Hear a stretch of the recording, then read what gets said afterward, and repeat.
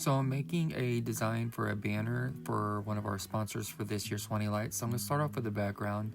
I figured that maybe this white brick would go the best with their whole brand aesthetic. So as you can see, it doesn't really match up well here in the middle.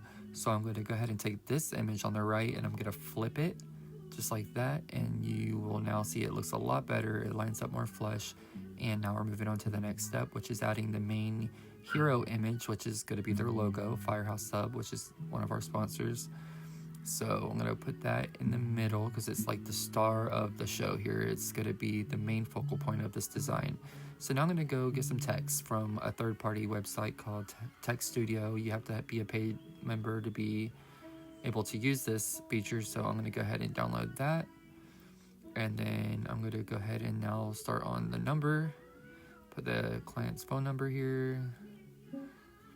What is it? There it is. All right, and now I'm going to go ahead and save this as well. And when you're saving it, of course, you got to make sure you're saving it as a transparent. Can't really see it too well. There you go. PNG transparent is what I always save it as. That way, it doesn't have a background on it. It won't have that white background or whatever, and it's easier to use within your design. So now I'm going to go to place. I'm going to go ahead and place these two new graphics onto this banner. So now I'm going to sit here and play around with it for a minute and try to see what looks the best visually and what looks balanced. And I'm very OCD, so when it comes to making new designs like this, it sometimes takes me a minute. So now this is the finished image on what it will look like. And now last touch is I put my watermark on the bottom right. Usually it's on the bottom right, sometimes it's been on the other side, but for the most part it's always on the bottom right, just like an artist signing a canvas. So I put it down there. I lower the opacity to where it's just barely visible, because it's not really there for people to see. It's just there.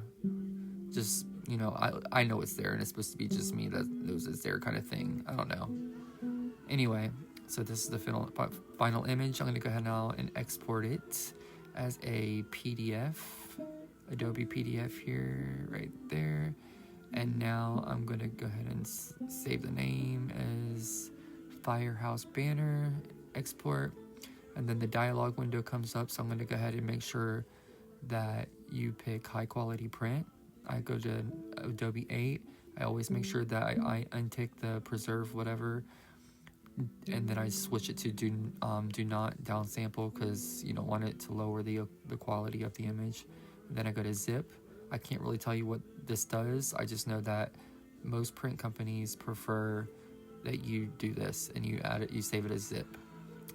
So then I'll go to marks and bleeds. I go to, so this means I forgot to set up the bleed. In reality, on the actual original banner that I made for the Send It print, I have already went through all this and I didn't forget the bleed. I just did on this one because this one was just for this video. So anyways, this is a good learning thing, so I can go ahead and show you how to do that if this was to happen for, to you. You go into document setup, you go to bleed, and typically everybody uses 0.124 and then hit tab, and that will populate all 4 boxes with that number. Then I have bleed set up. So now Adobe's got this brand new feature. They have the AI bleed, and what bleed is, it essentially is, it extends your art or your graphic to the edges, so that way when you send it to the print company, it doesn't come back with white trim around it. It just pretty much extends it to the edges, to the cut line, or beyond the cut line even. So now you actually get options you can pick from what looks the best for the bleed. So now that I picked it, now I'm going to go through and export it again, the same way I tried to before. Export as Adobe PDF and high quality print, Adobe 8,